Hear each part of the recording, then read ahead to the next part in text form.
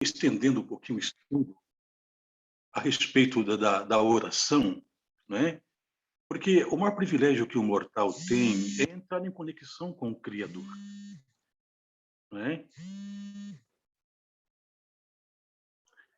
Então, o maior privilégio que temos é entrar em conexão com Deus. E a oração é o caminho, né? Então, nós estamos aprendendo nessas lições, que elas nem estão enumeradas, né? Estão sendo postadas sem numeração, que nós estamos avançando em partes dessas lições, aprendendo essa comunicação com Deus. E hoje nós vamos aprender um pouquinho a respeito da oração e sobre os sacrifícios de fé. O que é isto? Então vamos compreender na medida que o estudo for desenvolvendo, tá ok? Mas eu os convido agora a abrir suas Bíblias no livro do profeta Isaías. Isaías capítulo 40, versículo 31. Isaías 40, verso 31. Olha o que Deus nos fala aqui a respeito, através do profeta Isaías.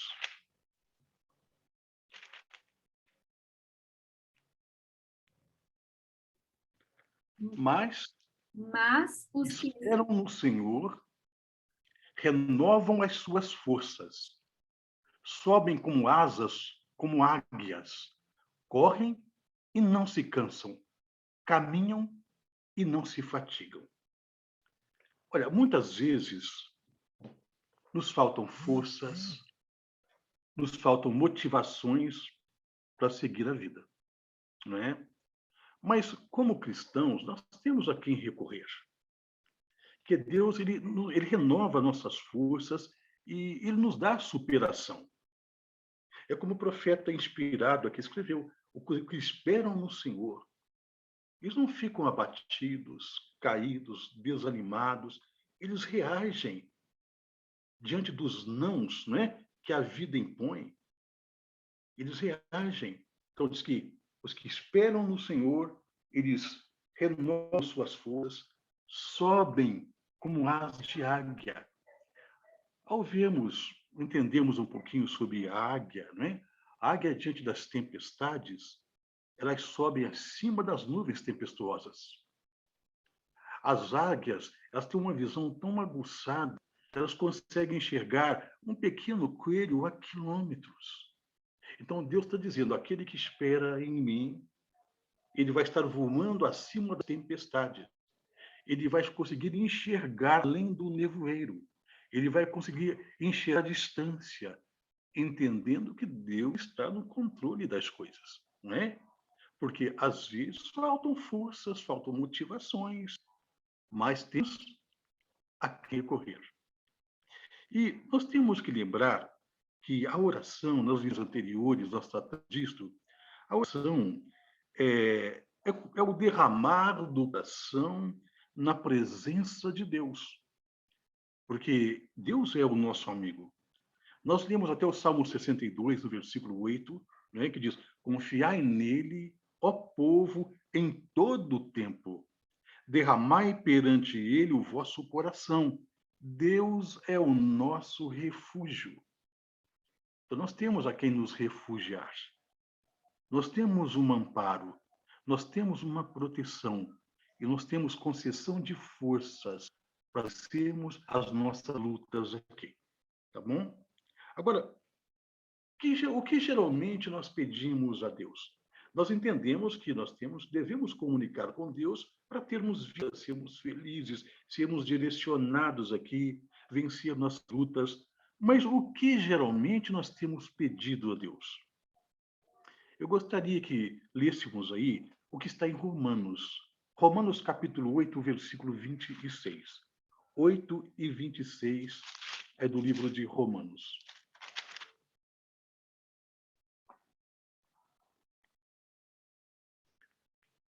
Mas também o Espírito Santo aqui, semelhantemente nos assiste em nossa fraqueza. Por quê? Porque não sabemos como orar como convém. Não sabemos orar como convém, mas o mesmo Espírito intercede por nós sobremaneira, com gemidos inexprimíveis. O Espírito Santo, quando nós vamos fazer a nossa oração, ele é o nosso intercessor na oração. E o Espírito Santo, ele edita a sua e a minha oração. Nós não sabemos orar. Muitas vezes nós oramos pedindo por coisas, né, que estão voltadas para o campo material. Quem sabe para alcançar uma promoção no trabalho, né, ou para conquistar até um bem material, ou até mesmo pedidos para o campo sentimental, né, em busca de um companheiro ou de uma companhia, ou uma companheira para a vida toda. Talvez até por uma questão de saúde, são feitas as nossas orações, né? Problemas familiares. Enfim, as lutas são tantas, mas são tantas, né, que, por vezes, nós sentimos que estamos inaptos para superar essas lutas. Então, tudo aquilo que nós pedimos, geralmente, está voltado para aquilo que vemos, sentimos, tocamos e desejamos. Geralmente, esta é a área, né, em que as pessoas mais oram para Deus atuar. Mas diz a Bíblia, então, que o Espírito Santo, ele vem agora editar a oração, tá? Porque nós ainda, muitos de nós, ainda nós não conscientizamos de priorizar na oração aquilo que de fato é primordial. Tem coisa que nós temos que priorizar, certo? É tudo que está em volta de nós. É pecado pedir, quem sabe, que Deus dê recursos para um transporte para o trabalho, para uma moradia? Claro que não. Para a área sentimental, não é pecado. A Bíblia fala que nós temos que lançar sobre Deus a nossa ansiedade, então não é pecado. Mas existem situações que nós vamos deixando de lado o que é primordial para ser pedido, tá bom? Então vamos analisar bem isso. Agora, Deus, é claro que Ele quer nos ajudar em nossas lutas, em nossas dores. Eu citei um texto, não li, né? Em 1 Pedro 5, versículo 7. Nós temos que lançar sobre ele toda a nossa ansiedade, porque ele cuida de nós. Então, se a sua ansiedade é um problema de saúde, é familiar, é um trabalho, enfim, é a vida financeira, é relacionamentos, lance sobre Deus isto. Deixa que ele resolva. Se não está ao seu alcance, se você faz a sua parte, tá? Mas não está sendo suficiente, primeiro é Deus, coloque nas mãos dele, lance sobre ele as ansiedades. E o próprio Cristo, ele faz um convite. Se nós estivermos ansiosos, oprimidos, o fardo estiver pesado, ele fala, ele pede para ir a ele, né? E você encontra isso em Mateus 11, versículo 28. Alguém quiser ler, confirmar, é importante que nós vamos acompanhando na Bíblia, né? Pela Bíblia, 11, 28 no Evangelho de Mateus, onde Jesus diz o quê? Vinde a mim, todos os que estáis cansados e oprimidos. Algumas versões dizem sobrecarregados, e eu vos aliviarei. Jesus está convidando, filho, está com um problema? Vem, eu quero te aliviar, eu quero ajudar você a levar as tuas cargas. Não importa a ordem do seu problema e do meu, temos que ir a Deus. Certo? Agora, o que nós temos que analisar, o estudo de hoje está focado naquilo que nós temos que analisar. Então, nós temos que lembrar uma coisa, que para além do mundo físico, para além do mundo material, existe uma eternidade a ser alcançada. Tá? E sabendo disto, então, o que nós devemos priorizar em nossas orações? O que nós devemos priorizar? Bom, com isto vem uma outra pergunta. Qual é o mais sublime pedido a ser feito a Deus em oração? Vamos aprender um pouquinho com alguns personagens da Bíblia? Qual o mais sublime pedido a ser feito? Eu os convido a abrir a Bíblia no livro de 2 Crônicas, capítulo 1, dos versos 10 a 12. 2 Crônicas, capítulo 1, dos versos 10 a 12.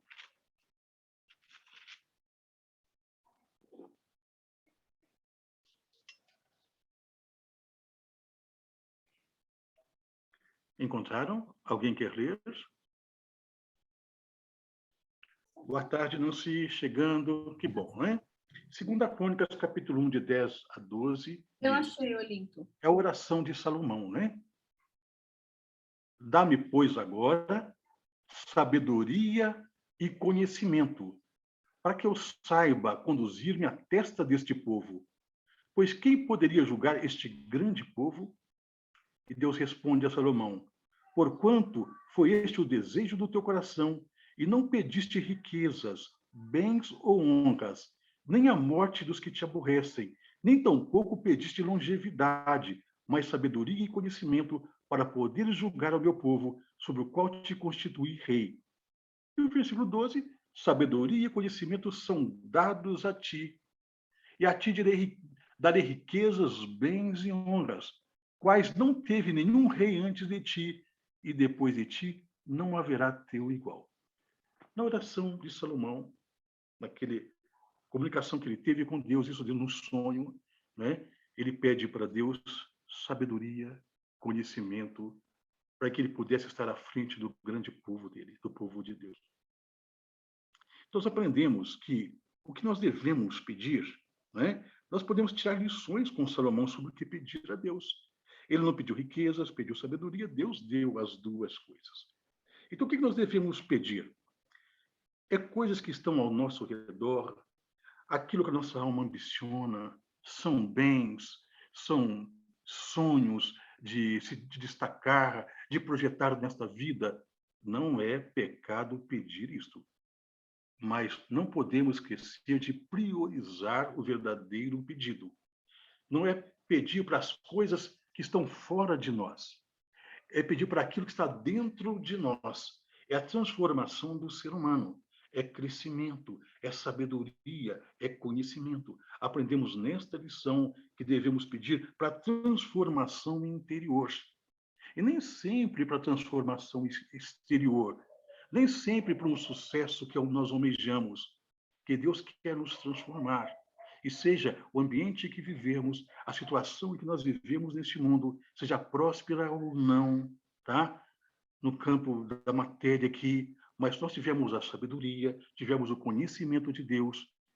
Isso está nos preparando para a eternidade, a qual realmente é a nossa maior meta aqui, certo? É a transformação interior.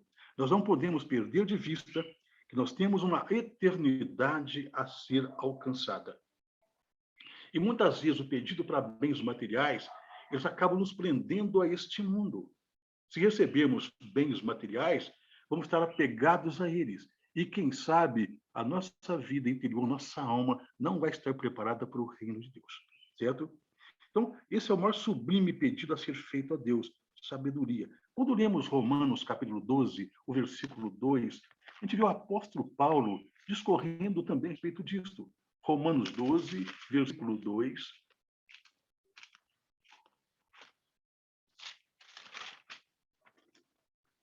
12, 2. Podemos ler o versículo 1 também, tá? Vamos ler um texto aqui, verso 1, olha. Rogo-vos, pois, irmãos, pelas misericórdias de Deus, que apresenteis o vosso corpo por sacrifício vivo, santo e agradável a Deus, que é o vosso culto racional. Deus deseja de nós um cultuar, uma adoração com inteligência, certo? As emoções fazem parte da vida, sim, mas não devem superar a mente, o raciocínio. É um culto racional. E o segundo versículo 2 ele fala assim: e não vos conformeis, não andeis em igualdade, tá? Não andem em conformidade, não andeis em conformidade com este mundo, com este século. Mas transformai-vos pela renovação de quê? Da vossa mente, para que experimenteis qual seja a boa, agradável e perfeita vontade de Deus. Paulo está falando aqui, o que nós precisamos mesmo não é de uma transformação, uma revolução no campo material. Desculpa. É de uma transformação interior. Transformar nossa maneira de ver as coisas, de compreender as coisas, tirar nosso foco deste mundo aqui. Os que fazem, não ande em conformidade com este século. O mundo avança hoje, né? Nós vemos que o sistema que impera é um sistema capitalista. Então, tudo hoje envolve o dinheiro. O dinheiro é a mola mestra desta vida. E as pessoas se tornaram super consumistas. Então, até nós, como cristãos, muitas vezes perdemos o fogo do reino dos céus. Estamos voltados para aqui. Levantamos pensando em ganhar dinheiro, deitamos pensando em ganhar dinheiro. Nossa vida está fechada com o plano daqui. E Paulo está dizendo, não conforme com isto, não mande em conformidade. Pense diferente. Transforme a mente. Veja o desejo de Deus para você. Percebeu? E às vezes as pessoas sentem um vazio mesmo, porque elas buscam coisas materiais e não completam. Por mais que buscam, por mais que adquiram, por mais que tenham bens, que tenham posses, elas sempre vão sentir um vazio, porque o interior não está sendo preenchido. Não está acontecendo uma transformação. Então, o que pedir na oração? Senhor, me transforme. Independente das circunstâncias, independente do meio em que eu viver, independente se situações foram favoráveis ou contrárias, né, à minha vida nessa terra, mas eu preciso ser uma pessoa transformada, não é? Então, esse deve ser o pedido mais sublime, a transformação. O Salmo 51, versículo 10. Salmo 51, versículo 10. Olha a oração do salmista. Cria em mim, ó Deus, um coração puro e renova dentro de mim um espírito inabalável. Até o verbo criar aqui, né? É o bara, no hebraico, é criar do nada. Deus pode transformar o que não existe, colocar algo aqui que não existe, de um coração puro, um espírito inalável. A oração do salmista estava também: Senhor, mude o meu coração, me faça uma pessoa com pensamentos nobres e puros. Não deixe que nenhuma circunstância deste mundo possa me abalar. Percebe? E quando vemos as orações na Bíblia, dos personagens bíblicos, nós não vemos em momento nenhum eles pedindo bens materiais. Não vemos. Nós vemos essas orações pedindo que Deus os transforme. Por quê? Essa transformação é necessária para viver no reino de Deus. Muitas vezes os bens materiais, eles servem para nos transformar para piores. Não é? Dedicamos nossa vida aos materiais, muitas vezes nós ficamos mesquinhos, avarentos, olhamos para o próprio umbigo, a gente deixa de olhar a necessidade do próximo, né? Mas quando Deus muda o interior, muda o coração, os nossos valores são sublimes, eles são mais altos, né? Eles são nobres. A gente vai entender que tudo isso aqui é passageiro, tudo. E que Deus está criando dentro de nós algo que é inabalável. Deus está mudando a nossa maneira de ver, nossa maneira de pensar. Esse deve ser o principal foco da oração. Queridos, se você faz suas orações todos os dias, pedindo para as coisas temporais, não é pecado. Mas não esqueça de pedir por mudança interior, por transformação da vida, para que Deus ilumine a sua mente e possa entender, enxergar os valores eternos.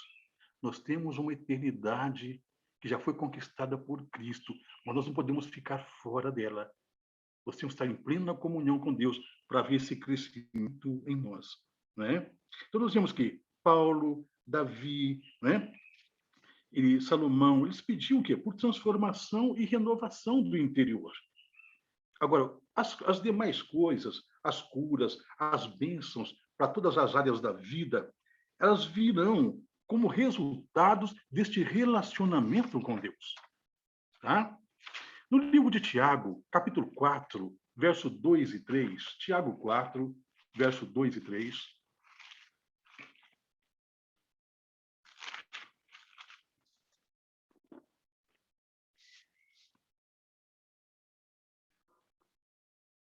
Alguém quiser ler?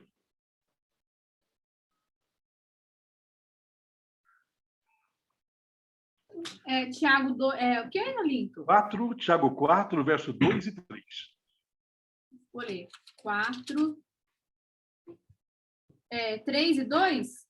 4, verso 2 e 3. Isto. Cobiçais e nada tendes, matais e invejais, e nada podeis obter. Viveis a lutar e a fazer guerras, nada tendes, porque não pedis. Pedis e não recebeis, porque pedis mal, para esbanjardes em vossos prazeres. Ô, Mara, eu estou ouvindo você bem baixinho. Eu não sei se os demais também ouviram no volume que eu ouvi. Vocês ouviram, gente? Eu ouvi, Tava Sim. normal. Ouvi. Olinto, então deve ser o teu, que eles ouviram. Quer que eu repito? Para a Mari, porque está normal? Será Não, que está ativado bem aqui. Estou te ouvindo baixo mesmo. Uai. O conceito dele tá no mudo. O volume meu está máximo aqui. Eu estou te ouvindo Mas é o baixo. negócio dos Mas se os demais ouviram, tranquilo, tá bem? Então, é como o texto disse, né? Cobiçais e nada tendes, matais e invejais, e nada podeis obter. Viveis a lutar e a fazer guerras. Nada tendes, por quê? Não pedis. Pedis e não recebeis. Por que não recebeis? Porque pedis mal, para esbanjardes em vossos prazeres. Olha, a busca por bênçãos materiais, ela se tornou hoje uma doutrina de muitos movimentos evangélicos, tá? Os quais colocam em destaque a teologia da prosperidade. Isto é, de coisas apenas para ostentar riquezas, para satisfação egoísta, ou ainda como simples barganha com Deus, tá? Nosso estudo, em momento nenhum, né, está aqui voltado para criticar quem pensa assim ou quem pensa diferente da Bíblia. Mas como estamos estudando a Bíblia, o importante é nos ater ao que a Bíblia oferece em termos disto, tá? É como eu disse, não é pecado pedir por bens materiais, mas a prioridade é pedir por transformação. Mas a Bíblia está dizendo que muitos pedem, mas pedem mal. Pedem para a vaidade, para esbanjar nos prazeres, não é?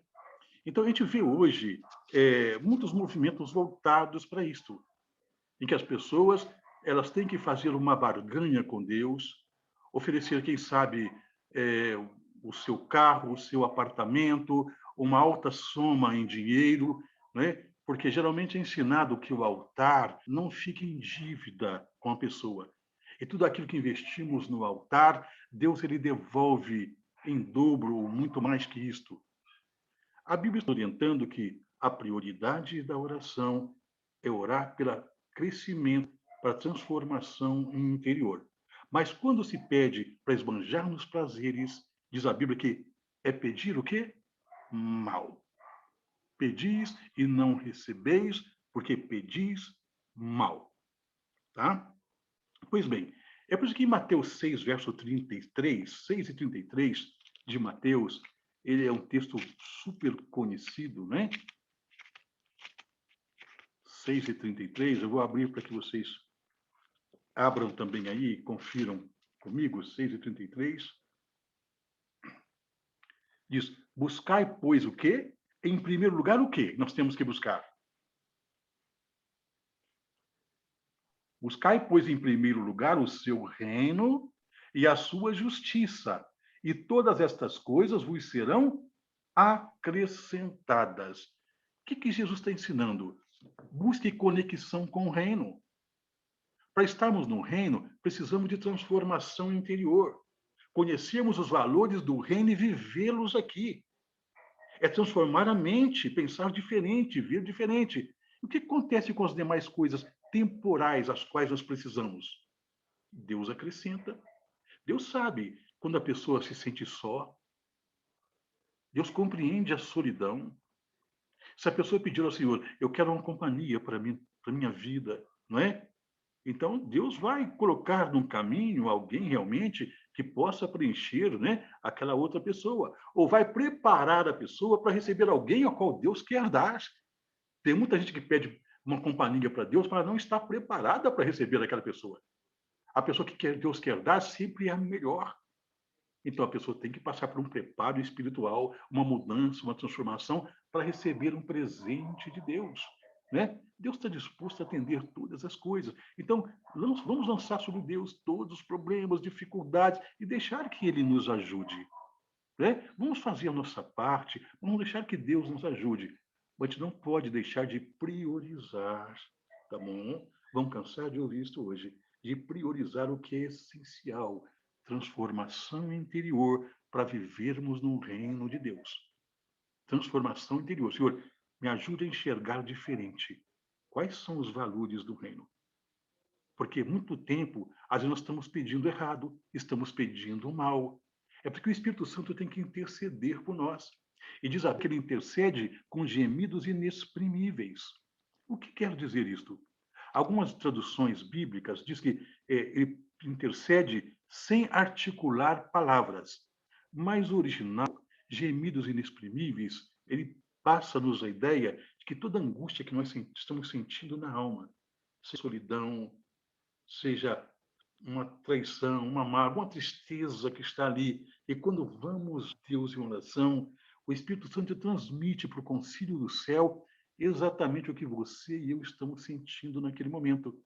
E lá no concílio do céu, né, é que vem a resposta da oração. Mas o Espírito Santo intercede, ele edita a sua oração, ele edita a minha oração. Muitas vezes nós oramos a Deus pedindo uma bênção, porque estamos focados em coisas deste mundo. E às vezes aquilo nós não vamos receber. Por quê? O Espírito Santo, por nos amar, e nós permitimos que ele nos assessore, ele é o Paráclitos, é aquele que anda ao lado. Então, quando você orar, quando eu orar errado, em coisas que não vão ser boas para mim, o Espírito Santo fala, olha, não é isto que o Olimpo está precisando, viu? E o pedido sobe editado para o céu. E as bênçãos começam a fluir naquilo que realmente precisamos. Mas como o nosso foco está naquilo, né, que nós queríamos e não que nós precisamos, às vezes não percebemos a ação de Deus em nossas vidas. A gente chega a pensar, mas eu estou orando, Deus não está me atendendo. Olha, Deus está trabalhando por caminhos diferentes para salvar você, para me salvar, que Ele está nos preparando aqui para a vida eterna. E se Ele nos dar muito daquilo que nós pedimos, pode ser um entrave para o nosso crescimento espiritual e para a vida eterna. Tá bom? Então, notas que hoje tem muita gente que explora essa questão de pedir, né? E nós temos que pedir. Não, a Bíblia fala assim, buscar em primeiro lugar o reino de Deus. É isso que tem que fazer. Busca a transformação. O resto, Deus supre. As demais coisas serão acrescentadas. Tem pedidos, é claro, que são aceitáveis. A possibilidade de ter uma casa própria, um veículo como instrumento para o trabalho, né, locomoção, um emprego para o ganha-pão, né? Quer dizer, então, são pedidos aceitáveis, não são pecaminosos. Tá? Pedir por bênçãos materiais, por riquezas, para satisfação dos prazeres, ou por motivos egoístas, diz a Bíblia que isso é pedir mal. Bom, o que falar então de sacrifícios de fé? Muitos líderes ensinam que, se para obter as bênçãos de Deus, é necessário que se faça alguns sacrifícios. E quais são os argumentos usados hoje em muitos meios cristãos? Não estou falando com crítica, mas observando que tem muita gente despreparada hoje para estar à frente de um rebanho espiritual. Tem muita gente despreparada que, infelizmente, elas estão guiando as outras pessoas que confiam nelas para algo que Deus não aprova e que não vai resultar em algo favorável, certo? Então, tem movimentos que ensinam que a pessoa ela carrega uma maldição de seus antepassados e é por isso que todas as áreas da vida dessa pessoa está travada, seja no campo financeiro, profissional, afetivo, na família, na saúde, na vida social, e que as pessoas não são abençoadas e que elas estão carregadas de energias negativas, que elas são vítimas de inveja, de macumbaria, de olho gordo, e que essas pessoas precisam passar por um ritual de libertação, que tem maus espíritos encostados, né? Então tem que fazer um descarrego dessas forças negativas que estão entravando as suas vidas. Então, para se livrarem dessas dificuldades, precisam passar por uma sessão de descarrego. Já ouviram isso? Isso está hoje em voga no mundo religioso. Nossa, que eu mais ouvi. Mas, infelizmente, eu trabalho com evangelismo, eu estudo com pessoas de todas as igrejas, praticamente todas as igrejas que tem na minha região aqui, eu tenho alunos. E a gente vê que as pessoas acreditam nisso. Tem pessoas que falam, olha, eu estou lá porque Deus prometeu uma riqueza para mim, eu vou ficar rico. Outros líderes falam assim, olha, você está... Fala para uma jovem, né, para uma moça, olha, o seu príncipe, o seu varão, né? Deus vai trazer o seu varão nesta igreja aqui. E a coitada fica esperando o varão a vida inteira ali. E quando ela fala assim, ó, cansei da promessa, ela vai sair, aí vem o líder e fala assim, olha, está na hora de Deus responder, você não pode deixar isso agora, você vai perder a bênção. Eu ouço muito disso. Tá? E outros fazem voto, você vai ter sucesso financeiro, você vai montar um comércio, mas espera a hora de Deus. Ensinamento de promessas. E com isso, acaba tirando das pessoas alguns sacrifícios, sessão de sacrifícios, que sempre envolvem dinheiro. E quem se beneficia com esses sacrifícios financeiros? Logicamente que são as instituições religiosas, são os seus líderes, tá? Então, esse assunto eu achei por bem trazer aqui. E a intenção não é ferir, magoar ninguém que acredite nisto, que tenha feito algum tipo de sacrifício para alcançar alguma coisa. É, pelo contrário, é instruir, tá? É para que possa abrir os olhos espirituais e compreender que o caminho é outro. Nossos pedidos não devem estar direcionados para este mundo. Não é pecado pedir aquilo que nós precisamos. Mas muitas vezes o que nós precisamos, nós estamos ignorantes dessa questão. A gente precisa de transformação interior. É para isso que o Espírito Santo canaliza a nossa oração. Tá? Então, quando se fala em sacrifícios, nós temos que analisar uma coisa. Sabe que esses sacrifícios que se pedem em muitos movimentos, sabe que isso é antibíblico.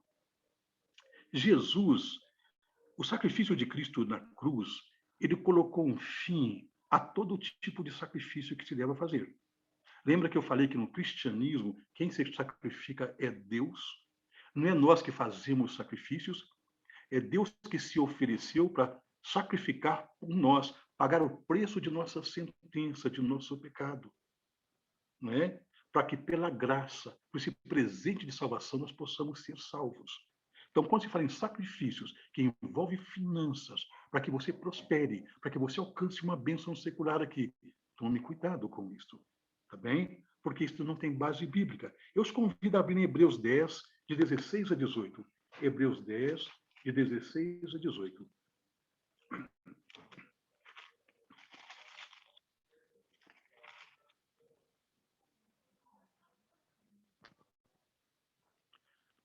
Encontraram? 10, 16 a 18. Olha o que a Bíblia fala. Esta é a aliança que farei com eles depois daqueles dias, diz o Senhor. Porei no seu coração as minhas leis, e sobre a sua mente as inscreverei.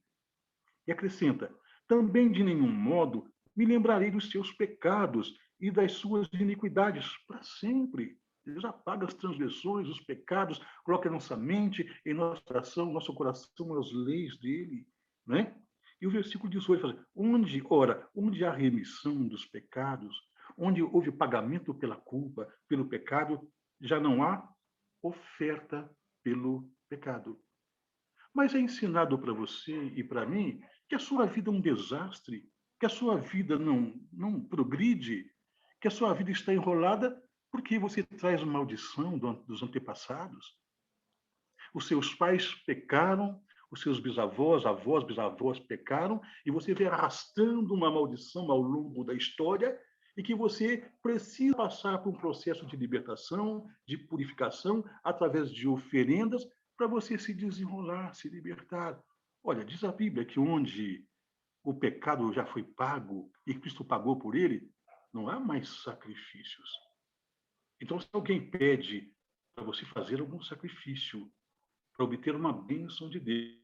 O único sacrifício que você deve fazer é confiar que Cristo derramou o seu sangue em seu favor e que você é uma pessoa perdoada por Ele e que Ele, como Pai amoroso, está pronto a acrescentar todas as demais coisas na sua vida se você buscar primeiro o reino de Deus, tá? Então tem muita gente sendo vítima deste engodo espiritual. Não que muitos líderes façam isto até com má intenção. Eles aprenderam de seus líderes, e esses passam para outros, sem uma consulta mais curada na Bíblia. Aí passam heresias, né? E tem muitas pessoas exploradas em sua fé. Ao analisarmos aqui em 1 Timóteo 6, de 5 a 11, primeira carta de Paulo a Timóteo, no capítulo 6, de 5 a 11,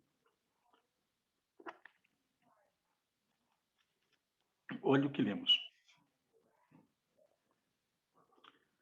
Altercações sem fim por homens cuja mente é pervertida e privados da verdade, supondo que a piedade, quer dizer, a vida religiosa, o relacionamento com Deus é fonte de lucro. Quem é que pensa assim? É gente que tem a mente pervertida. É o que o texto está dizendo. E o versículo 6 fala assim: de fato, grande fonte de lucro é a piedade, é o relacionamento com Deus, com o contentamento. Porque nada temos trazido para o mundo, nem coisa alguma podemos levar dele.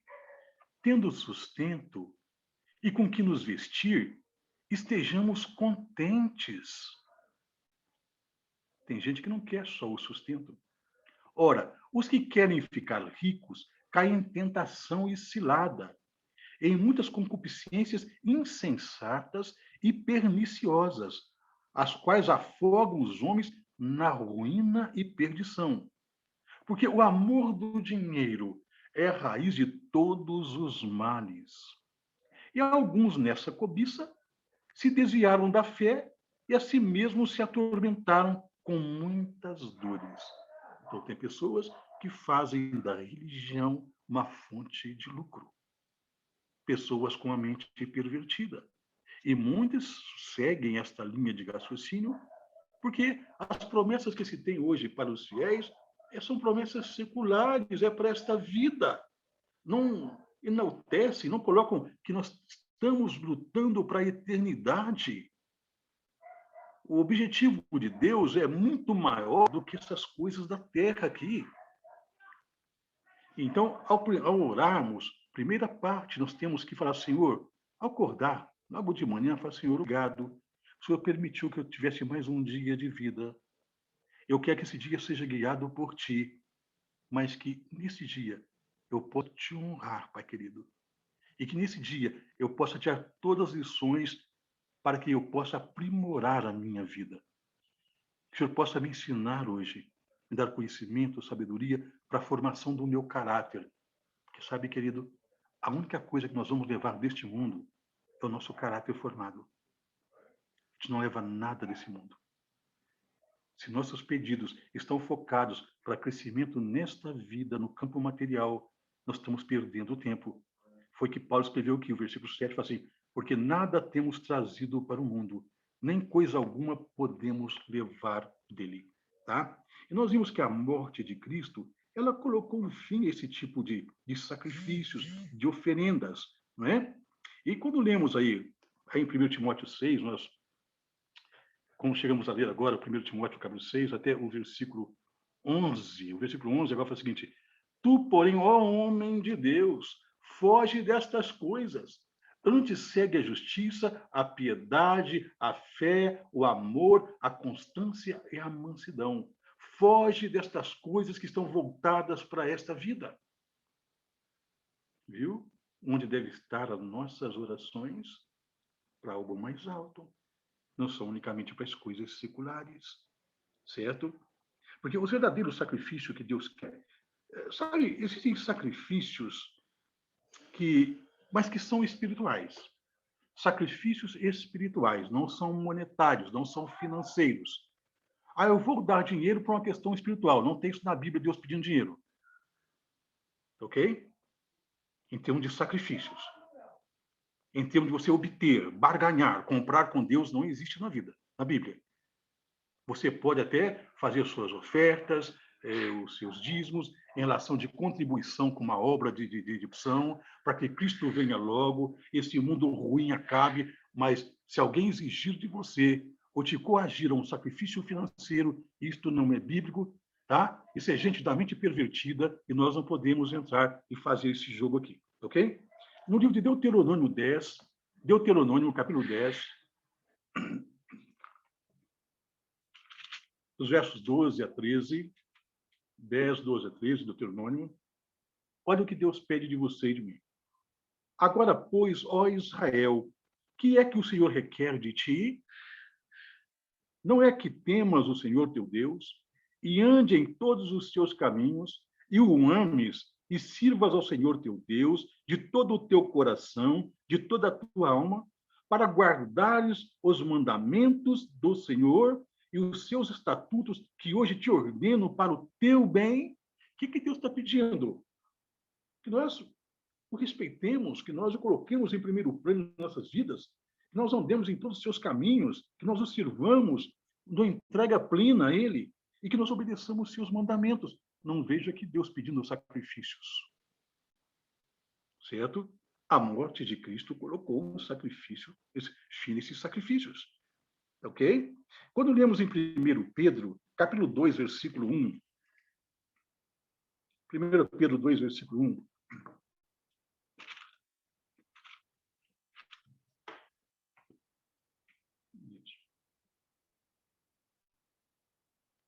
é 2 versos 5, desculpa. 1 Pedro 2, versículo 5. Isso. Também vós mesmos, como pedras que vivem, sois edificados casa espiritual para ser de sacerdócio santo, a fim de oferecerdes sacrifícios espirituais agradáveis a Deus por intermédio de Jesus Cristo. Nós somos, como Pedro escreveu aqui, inspirado pelo Espírito Santo, como uma construção que está sendo feita, edificada, pedras espirituais. Então, a cada dia, Deus vai trabalhando na sua vida e na minha, tijolinho por tijolinho. E vai trabalhando cada área. Ele vai transformando, ele vai fortalecendo, fazendo ali uma construção alinhada e fortalecida. Então, nós vamos crescendo, E nisso envolve os sacrifícios espirituais, né, por meio de Cristo. A Bíblia fala de sacrifícios espirituais. Mas o Salmo 51, ele fala a respeito disso, que os sacrifícios espirituais são que agradam a Deus. Vamos ver alguns textos aqui. Tá? Nós não vamos passar todos os textos, porque é uma questão de tempo, mas eu vou enviar a lição. Mas quais são os sacrifícios espirituais? Ao lermos aí em Salmo 107, verso 22, Salmo 107, 22,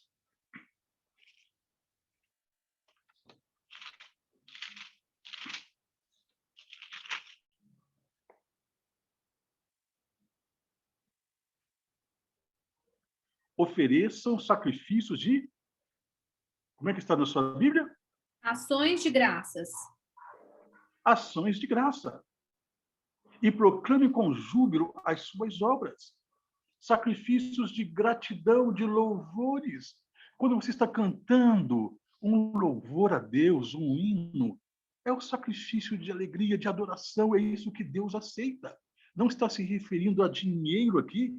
Se você lê o Salmo 51, versículo 17, 51, 17, fala assim: os sacrifícios que agradam a Deus são um espírito quebrantado, um coração quebrantado e contrito, ó Deus, não desprezarás. Chegar a Deus com humildade, com reconhecimento que nós somos pecadores e necessitados dele, né? Com louvores, com gratidão. É um tipo de sacrifício que a Bíblia está pedindo. São sacrifícios espirituais. No Salmo 116, o verso 17, Salmo 116, o verso 17, diz: oferecer-te-ei sacrifícios de ações de graças e invocarei o nome do Senhor. sacrifícios de ação de graça, praticar o bem, cantar louvores, fazer aquilo que agrada a Deus, obedecer, guardar os seus mandamentos. Viu, queridos? Por que eu estou passando esse estudo? Eu resolvi fazer esse estudo para que muitas pessoas pudessem compreender isso.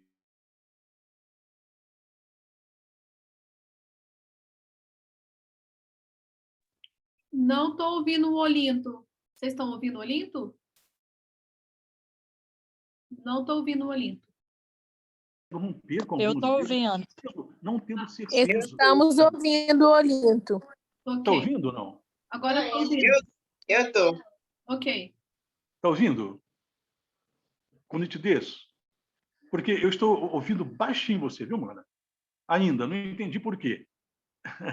Mas todos estão ouvindo também, né? Então, nota-se que tem pessoas que tornaram reféns de movimentos assim. Eu não estou, nesse estudo, entrando em choque com quem pensa desta forma. Eu estou apenas expondo um lado que a Bíblia apresenta, que é a adoração que Deus quer, a nossa oração que nós devemos fazer a Ele, não é? É que Ele nos transforme para o reino dele. Isto é prioridade. Podemos orar por coisas seculares, claro, mas não para esbanjar nos prazeres e para ficar se aparecendo aqui, né? Como pessoas que dão testemunho, às vezes, em determinadas organizações, falam assim, eu estava falido, afundado no cartão de crédito, no cheque especial, devendo aqui e acolá, meu nome estava sujo, agora eu fiz um sacrifício, eu tenho carro importado, eu tenho casa na praia. Eu estou cansado de ouvir testemunhos assim. Mas o que acontece? Você pode observar que onde se alcança isto são movimentos que têm muita gente. E nesses movimentos onde se tem muita gente, 2, 3 pessoas dão um testemunho. Em um número de 1.000, de 5.000 pessoas, 1 ou 2 pessoas dão um testemunho que ela obteve ali a promessa de uma prosperidade. A maioria não. E a maioria fica frustrada com quem? Com Deus. E a maioria pensa o seguinte, eu fiz sacrifício, eu dei o que eu não podia. Outros dão até o próprio salário, não é? Eu fiz, mas Deus atendeu aquele fulano, aquela ciclana que está dando testemunho lá. Deus não me atendeu. Então Deus faz acepção de pessoas. Viu o que o diabo conseguiu? Ele deixa que 2, 3 prospere e deixa uma maioria frustrada com Deus, como se Deus fizesse acepção de pessoas. A gente entende que esse modelo essa teologia da prosperidade, ela não tem um fundamento bíblico. Não tem, tá? Um fundamento bíblico. E na realidade, ela acaba mais afastando as pessoas de Deus. Muito mais. Essa teologia da prosperidade, ela começou no ano de 1979. Até antes disso, as igrejas cristãs não praticavam isso. Tá? Ela começou com um pastor americano chamado Ezekiel William Kenyon, 1979. E de lá ela entrou no Brasil de uma forma muito forte. Hoje o Brasil exporta isso. Hoje tem pastores famosos aí, né, que estão pregando isso, promovendo isso em suas igrejas, mas ela não é bíblica. Ela tem frustrado a confiança de muitas pessoas em Deus. Se você, em algum momento, né, que está participando, já se envolveu com isto, ou tem uma dúvida em relação a isto, até já fez alguns sacrifícios, então, esse estudo é para que Deus possa te libertar desse pensamento. Busque transformação interior. Busque crescimento espiritual. Deixe que as demais coisas que envolvem a sua vida aqui, que Deus acrescente, que lhe dá o que seja necessário para você viver aqui. Porque a sua história não é para este mundo aqui, é para a eternidade. Sua história é só para este mundo, só quando esse mundo for renovado e Cristo reinar aqui. Nós temos que focar a eternidade, é para depois. E nós compreendemos que a morte de Cristo colocou um fim a esse tipo de sacrifício. Agora, quem promete riquezas nesse mundo é o diabo. Ele que promete riqueza, tá? Porque o que Deus promete para a gente aqui é salvação, é cuidados, é eternidade. A gente vê lá no Evangelho de Lucas, capítulo 4, versos 5 a 6. Lucas 4, 5 a 6. Eu citei esse texto nos outros encontros aqui. Versos 4, 5 e 6. Olha o que o diabo disse para Jesus. Posso ler? 4, os versos 5 e 6.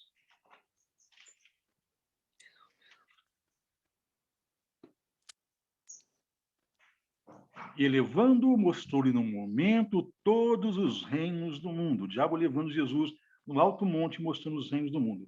Disse-lhe o diabo, verso 6, dar-te-ei toda esta autoridade e a glória destes reinos, porque ela me foi entregue, e eu dou a quem eu quiser.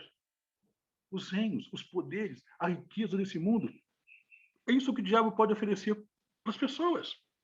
São coisas materiais, são coisas efêmeras. Ele não pode oferecer para você nem para mim eternidade. Ele não pode oferecer para a gente um reino onde não vai ter doença, não vai ter sofrimento, é só alegria eterna, onde não vai ter morte, não vai ter dor. O diabo não pode oferecer isso para você. Ele oferece coisas passageiras, coisas efêmeras, as riquezas deste mundo. É o diabo que promete riqueza aqui. Não quer dizer que Deus não honre pessoas com bens aqui, mas aqueles que sabem administrar os bens em favor do reino de Deus. Tem pessoas que não podem ter dinheiro. Se ela tiver dinheiro, ela vai se afastar de Deus e se perder. Não é? Agora, eu fico olhando lá para a história, lá no passado, lembra quando Balaão, o profeta, ele foi chamado por um rei pagão para amaldiçoar o povo de Israel? E Balaão, ele cobiçou as riquezas que o rei ofereceu a ele. Está no livro de Números, Números capítulo 24, verso 11. Números 24, 11. Balaão desejava o dinheiro que o rei havia oferecido a ele para amaldiçoar o povo de Deus. Mas o rei, Balaque, chegou no momento que sempre que Balaão ia amaldiçoar, Deus colocava na boca de Balaão a bênção e não a maldição. Isso deixou aquele rei, que estava movido por Satanás, com tanto ódio. Olha o que ele falou para o Balaão, 24, 11. Agora, pois, vai-te embora. Vai para a tua casa. Eu dissera que te cumularia de honras, mas eis que o Senhor te privou delas. Exatamente o que eu vejo hoje em muitos movimentos, dito cristãos, onde a pessoa começa a abrir os olhos, que está tendo sua fé explorada, ela quer sair e ela acaba saindo, então ela é procurada para aqueles antigos líderes e fala assim, olha, a bênção estava preparada para você. Deus me mostrou que era o momento de receber a bênção. Como você mudou de lado, você perdeu a bênção. Exatamente o que o diabo faz. Então, é por isso que muitas pessoas ficam presas, mesmo em um lugar que elas ficam incertas. Mesmo que elas tenham aquela dúvida, será que está valendo a pena eu fazer esses sacrifícios aqui? Quantos têm feito, alcançado, eu ainda não? Tem pessoas que estão há anos a fio acreditando nisso, sempre fazendo sacrifício, fogueira disso, oferenda daquilo, e as bênçãos não aparecem. Para aí. E se você pensa aí e fala, olha, está a hora de você receber a bênção. Se você quiser sair, a escolha que você vai fazer é te privar das bênçãos. E a pessoa fica presa. Então, esse estudo é um estudo para a libertação. Que diz a Bíblia, conhecereis a verdade, né? 8:32 de João, e a verdade vos libertará. Para que a gente não seja fantoche na mão de ninguém. Ou para que pessoas que a gente conheça, ou que estão sendo fantoches, a gente passe esse estudo, a gente compartilhe esse link. Olha, veja lá, estude lá. Olha, você está sendo enganado. Tá? Agora, muitas vezes, os bens materiais, eles não são sinônimo de bênçãos divinas, nem sempre. Eu olho a situação de Pedro. O apóstolo Pedro, ele era ou não era uma pessoa abençoada? Até ressuscitar pessoas, ele, em nome de Jesus, ele fez o caso de Tabita, de Dorcas, né? Até ressuscitar, o caso de Dorcas, ele ressuscitou. Então, Pedro era um homem cheio do Espírito Santo, era um homem abençoado. Mas, certa vez, Pedro encontrou pessoas, né, que estavam pedindo ali dinheiro, esmola para ele. Atos 3, versículo 6. Atos 3, verso 6.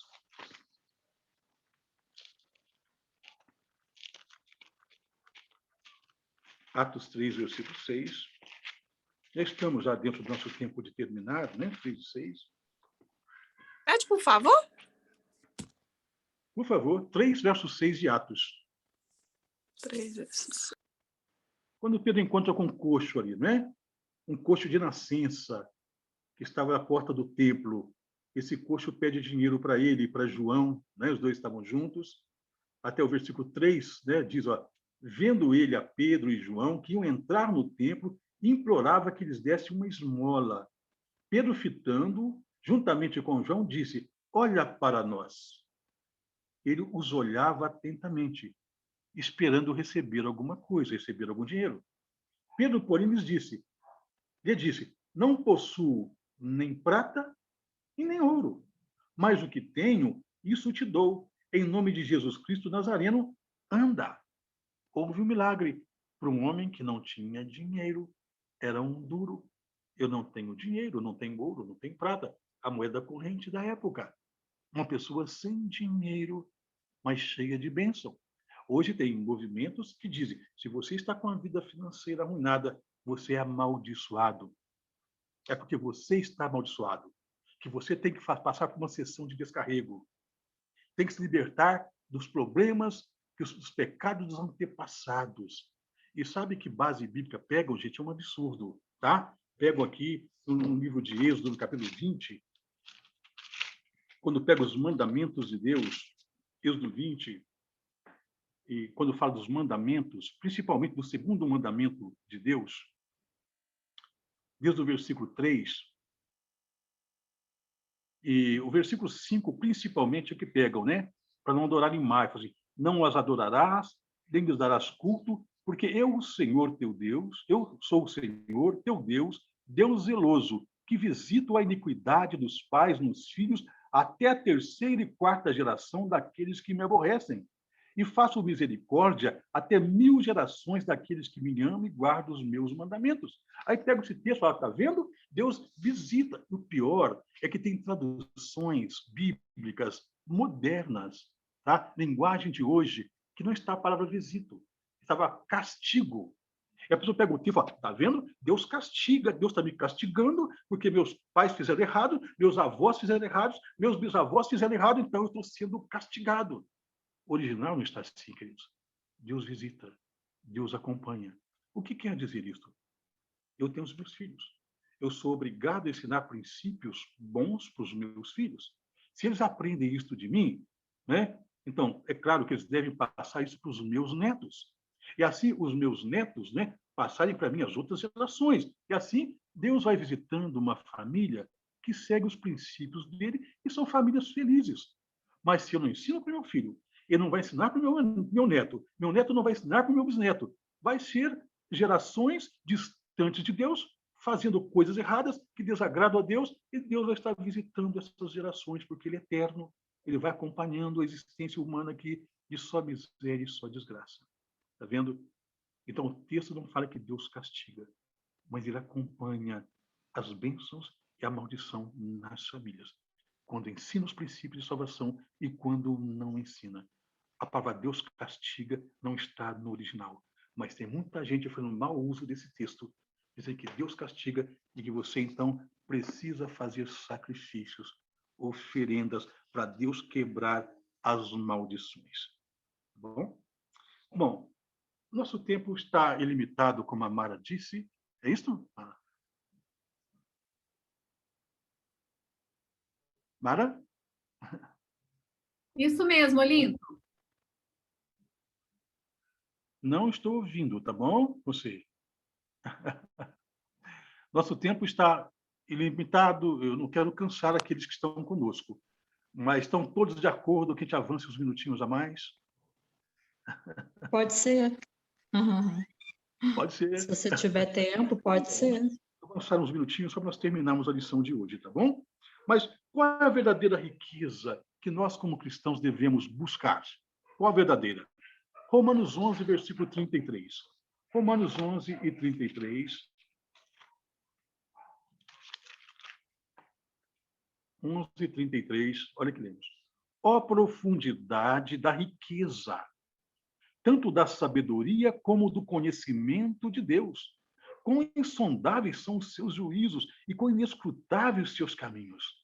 Olha, profundidade da riqueza, da sabedoria e do conhecimento de Deus. Olha, essa é a riqueza que nós temos que ter. Mesmo que não tenhamos riquezas neste mundo. Nem todo mundo está preparado para isso aqui. Ok? Mas, e aqueles que estiverem preparados, forem abençoados nessa área, cuidado para as riquezas não te prenderem aqui. Tá bom? Mas nota-se que esta é a verdadeira riqueza. Provérbios 8, verso 18. Provérbios 8, verso 18. Olha o que lemos. Riquezas e honra estão comigo, bens duráveis e justiça. Os bens deste mundo não são duráveis. Se não souber administrá-los, se perde logo. Não é? Sai pelos vãos dos dedos. Quanta gente até se torna rico, ganha na loteria e logo está aí com a vida arruinada em todas as áreas. Não é? Pessoas que às vezes não sabem administrar e também um dinheiro sem bênçãos, não é verdade? Mas o que Deus quer dar para você e para mim são bens duráveis, é vida eterna. É a formação de um caráter aqui, que a única coisa que te vai levar para a eternidade é o caráter. Então, Deus quer trabalhar no nosso interior, tá bom? Esta é a verdadeira riqueza. Agora, independência financeira, tá? Ela deve ser planejada, ela deve ser buscada com perseverança, com luta, não é verdade? E por isso que lá o sábio Salomão, lá em Eclesiastes 9, o versículo 10, isso é até um conselho aqui para os jovens, né? Eclesiastes 9, o versículo 10. Tudo quanto te vier à mão para fazer, faz-o conforme as tuas forças. Porque na sepultura para onde tu vais, não há obra, nem projetos, nem conhecimento, nem sabedoria humana. Nenhuma, né? Alguma. Tudo que tiver nas mãos para fazer, faça. E o capítulo 12 aqui diz, 12, versículo 1, lembra-te do teu Criador nos dias da tua mocidade, antes que venham os maus dias e cheguem os anos dos quais dirás, não tenho neles prazer. Olha, então todas as pessoas, elas devem aproveitar os tempos de vitalidade, tá? Tempos em que se encontram em plena saúde, com energia. Então deve buscar conhecimento profissional, deve aprimorar naquilo que elas fazem, deve estudar, deve planejar, projetar para crescer profissionalmente e depois não, uma pessoa fica estagnada aqui, não passa daquilo, deixa o tempo passar, né? Um fica o dia todo na internet, nos joguinhos e tudo, o tempo está passando. Não estudam, não buscam uma profissão, não crescem. E quando a vida vai passando, vai chegando a idade, aí começa a praguejar contra Deus, como se Deus fosse responsável por uma vida sem sucesso nenhum, né? Então, independência e sucesso financeiro não vem somente de oração ou de promessas, mas vem de ação. E tudo precisa ser planejado. Então, você, jovem, planeje a sua vida. Nós entendemos que está tudo terminando aqui, tudo está acabando, mas não fique estagnado hoje. Lute, trabalhe, planeje, estude, para que você viva uma vida mais amena, menos sofrida aqui, não é verdade? Mas é planejado. Agora, se você ficar só de oração, para assim, Senhor, me dá bênção, mas não age, não é assim que a Bíblia ensina, certo? Então, tem muitas coisas que as pessoas elas não vão para frente, né?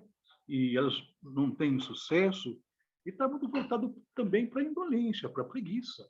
Essa no livro de Provérbios, o capítulo 6, o capítulo 13, o capítulo 15, o capítulo 20, o capítulo 21 de Provérbios, fala sempre contra o preguiçoso, né? Sempre, lá em 6 e 6, vai ter com a formiga o preguiçoso. As formigas não têm líder, trabalham. E tem gente que tem uma vida ociosa e depois quer buscar prosperidade na oração, nas promessas de igreja, foi uma barganha com Deus. Percebeu onde está o erro? Então, esse estudo foi exatamente para nós entendermos estas questões, tá bom? E agora, para nós finalizarmos, existe um modelo de oração que Deus passa para nós. Provérbios 30, verso 8 e 9. Provérbios 30, verso 8 e 9.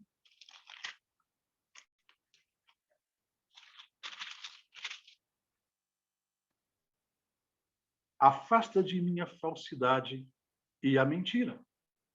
Não me des nem a pobreza e nem a riqueza. Dá-me o pão que me for necessário, para não suceder que, estando eu farto, te negue e diga quem é o Senhor, ou que, empobrecido, venha furtar e profane o nome de Deus. Dá-me o pão que me for necessário. nem riqueza e nem a pobreza.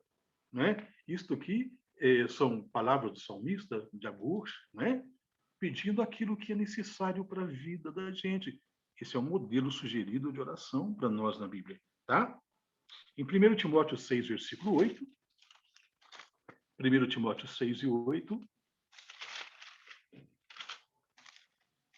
nós lemos também que sobre esse modelo aqui de contentamento, 6 e 8. Tendo sustento e com que nos vestir, estejamos contentes. Em Hebreus 13, versos 5 e 6, Hebreus 13, versos 5 e 6, seja a vossa vida sem avareza, contentai-vos com as coisas que tendes, porque ele tem dito, de maneira alguma te deixarei, nunca, jamais te abandonarei. Assim, afirmemos confiantemente, o Senhor é o meu refúgio, não temerei. Que me poderá fazer o homem? Olha a promessa de Deus, nunca vou te deixar, nunca vou te abandonar, mas contente-se com as coisas que tem. Não podemos seguir o caminho da avareza e de focar os nossos interesses neste mundo, tendo com que passarmos por aqui, vestindo, alimentando, Deus cuidando de nós, certo? Nós estamos numa caminhada, estamos num deserto aqui. E no deserto não dá para levar a mudança. Estamos numa jornada. Daqui a pouquinho estamos chegando onde precisamos chegar. Que estejamos felizes com aquilo que Deus nos dá. Que não sejamos ávaros. E que não sejamos vítimas de líderes que manipulam a fé, que exploram a consciência religiosa das pessoas. Esse estudo, que é isso, foi para poder ajudar, compreendermos um pouco mais sobre isso e também ajudar pessoas, quem sabe, de nosso relacionamento, que estão sendo vítimas de situações assim. Tá bom? Então, nós terminamos por hoje, excedemos o nosso horário. Eu agradeço aí a paciência, a tolerância, né? Ficar me ouvindo por 1h15 não é fácil. Mas que Deus abençoe a todos. E nós vamos terminar, como sempre, com uma oração, ok? E nós tivemos oração inicial pela Mara. Quem é que faz a última oração para nós, Mara, por favor? Lurdinha, você faz, Lurdinha? Lurdinha? Liga o seu microfone.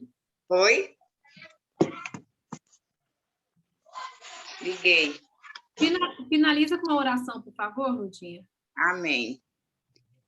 Querido Deus, eterno Pai, estamos aqui diante dessa palavra que foi nos enviada, Senhor. Queremos agradecer, ó Pai, pelas tuas misericórdias, porque nós não merecemos, Senhor. Obrigado pela vida do Olinto, que se dispõe a nos ajudar, a nos orientar, a nos ensinar a cada dia mais. Pai, abençoa todos que estão aqui, nos ouvindo, aprendendo cada dia mais a tua palavra. Aguardo o nosso dia com muita bênção e orações. Eu te clamo e te peço em nome do Pai, do Filho e do Espírito Santo. Amém. Amém. Amém. Queridos... É muito bom te ouvir, Olinto. Não tem nada de que fica enjoativo, não. A gente gosta, viu? Tá? Obrigada, Olinto. Vai estar um pouquinho mais da palavra de Deus, tá? Agradeço a todos. Muito inteligente, muito sábio, Olinto. A gente aprende muito com você. Amém. Que Deus abençoe. Obrigado pelo carinho de todos, tá bom? Então, até a próxima semana. Tchau, tchau para todos. Que Deus abençoe a todos, viu? Tchau, gente. Tchau, gente. Beijo. Obrigado, Marcos. Tchau, gente. Tchau, Solange. Obrigado, Olinto. Com Deus. Abraço. Com Deus. Tchau, Solange. Tchau.